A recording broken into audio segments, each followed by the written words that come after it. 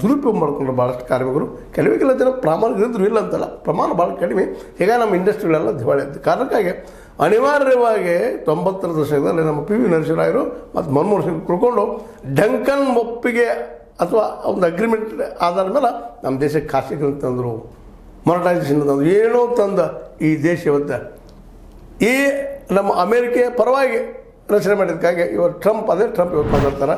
ಇದು ಏನಪ್ಪ ಅಂತಂದ್ರೆ ಸತ್ತ ಆರ್ಥಿಕತೆ, ಇಲ್ಲೇನೂ ಇಲ್ಲ, ಇಲ್ಲಿ ಯಾರೂ ಉದ್ಯೋಗ ಮಾಡಲಿಕ್ಕೆ ಹೋಗ್ಬಾರ್ದು ಬೇರೆ ದೇಶದವರು ಅಂತೇಳಿ ಅಲ್ಲಿ ತಮ್ಮ ಶ್ರೀಮಂತ ಏನಪ್ಪ ಕಾರ್ಪೊರೇಟ್ಗಳಿಗೆ ಮತ್ತು ನಮ್ಮ ದೇಶದ ಕಾರ್ಪೊರೇಟ್ಗಳ ಜಗ್ಗು ಸಲುವಾಗಿ ಗೋಲ್ಡನ್ ಕಾರ್ಡ್ ಮಾಡಿ ಇಲ್ಲಿದ ನಮ್ಮ ಕಾರ್ಪೊರೇಟ್ಗಳನ್ನು ತಮ್ಮಲ್ಲಿ ಉದ್ಯೋಗ ತೊಗೊಳ್ಳುವಂಥ ಪ್ರಯತ್ನ ಮಾಡ್ತಾ ಇದ್ದಾರೆ.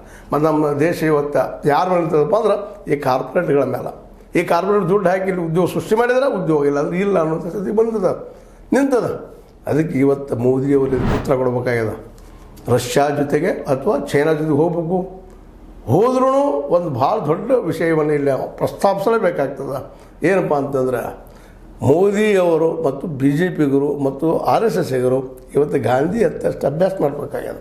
ಗಾಂಧೀಜಿಯವ್ರು ಯಾಕೆ ಹೇಳಿದ್ರು, ಇವತ್ತು ರಾಹುಲ್ ಗಾಂಧಿನ ಬಿಡ್ರಿ, ಇನ್ನೊಬ್ಬರನ್ನ ಬಿಡ್ರಿ, ನೀವು ನಮ್ಮ ಮಹಾತ್ಮ ಗಾಂಧಿಯವರು ಟೀಕೆ ಮಾಡ್ರಿ, ಏನು ಬೇಡ ಅಂತ ಹೇಳೋದಿಲ್ಲ, ವಿಮರ್ಶೆ ಬೇಕೇ ಬೇಕಾ, ಆ ವಿಷಯ ಬೇರೆ. ಆದರೆ ಗಾಂಧೀಜಿಯವರು ಹೇಳ್ತಾರೆ ಗ್ರಾಮ ರಾಜ್ಯ ಪ್ರತಿಯೊಬ್ಬ ಉದ್ದೇಶಕ್ಕೂ ಅಂತ ಅಗ್ರಿಕಲ್ಚರ್ಗೆ ಮಾರ್ಕೆಟ್ ಮಾಡುವಂಥ, ಬೆಂಬಲ ಬೆಲೆ ಕಾನೂನು ಮಾಡುವಂಥ, ಪ್ರತಿಯೊಂದು ಗ್ರಾಮ ಪಂಚಾಯತ್ಗೆ PKPS ಒಂದೊಂದು ಏನಪ್ಪ PKPS ಇವುಗಳಿಗೆ ಒಂದೊಂದು ಗೋಡೌನ್ ಮಾಡುವಂಥ, ರೈತನ ತಾ ಬೆಳೆದ ಬೆಳೆಗೆ ಮಾರುವ ಮಾಲೀಕ ಆಗುವಂಥ ವ್ಯವಸ್ಥೆ ಅಂತಂದ್ರೆ ಮಾತ್ರ ಈ ದೇಶ ಉಳಿಲಿಕ್ಕೆ ಸಾಧ್ಯ. ಇಲ್ಲದಪ್ಪ ಅಂದ್ರೆ